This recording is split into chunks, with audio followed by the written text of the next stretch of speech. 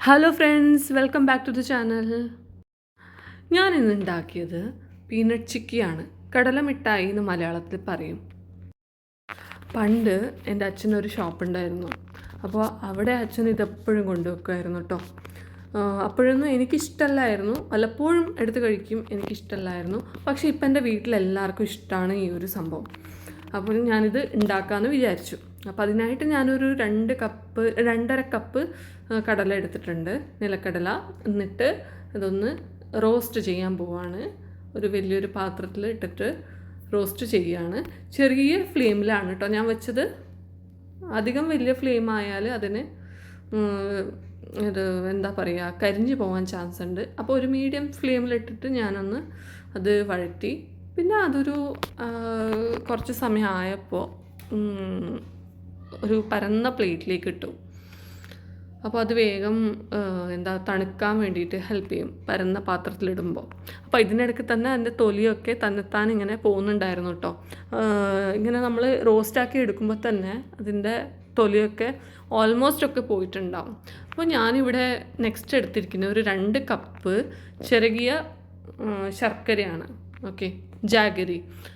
അത് ഒരു 1/2 കപ്പ് വെള്ളം എടുത്തിട്ട് അതും ഈ ശർക്കരയും ചേർത്തൊന്ന് തിളപ്പിക്കാൻ പോവാണ്. തിളച്ച് കഴിഞ്ഞ ശേഷം അതൊരു വെള്ള തുണിയിലോ അല്ലെങ്കിൽ ഒരു തരിപ്പയിലോ ഇട്ടിട്ട് ഒന്ന് സ്ട്രെയിൻ ചെയ്യണം. എന്നിട്ട് നേരത്തെ നമ്മൾ എടുത്ത കടായില്ലേ അതിൽ തന്നെ ഇട്ടിട്ട് അത് തിളപ്പിക്കണം. നമ്മൾ ഇടയ്ക്കിടയ്ക്ക് ഇളക്കി കൊടുക്കണം കേട്ടോ. എന്നിട്ട് കുറച്ചൊന്ന് തിളച്ച് വരുമ്പോൾ നമുക്ക് ഏലക്കപ്പൊടിയൊക്കെ ഇടാം.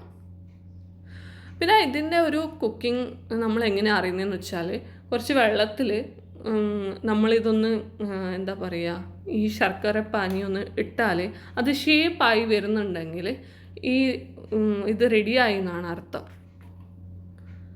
അപ്പോൾ ഞാൻ കുറച്ച് നേരം വെയിറ്റ് ചെയ്തു. ഇത് നമ്മൾ ഇടയ്ക്കിടയ്ക്ക് ഇളക്കിക്കൊണ്ടിരിക്കണം കേട്ടോ, അല്ലെങ്കിൽ താഴെ തട്ടും.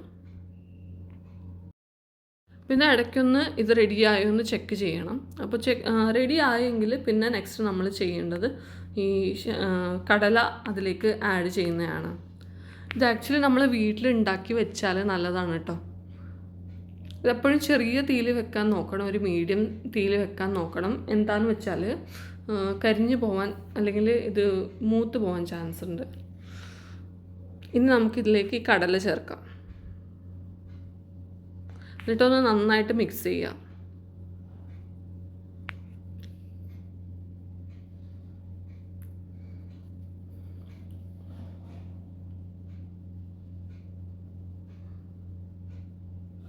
ഞാനിതിലേക്ക് കുറച്ച് ബദാമും കൂടി മുറിച്ചിടാണ് കേട്ടോ. ഇനി നമുക്ക് കുറച്ച് നേരം ഇത് ഇളക്കിക്കൊണ്ടിരിക്കണം, അല്ലെങ്കിൽ അത് എന്തായാലും താഴെ തട്ടും. അപ്പോൾ കുറച്ച് നേരം ഇങ്ങനെ ഇളക്കിക്കൊണ്ട് ഇരിക്കുമ്പോൾ അത് ആ മിശ്രിതം ഒന്ന് തിക്കാവും.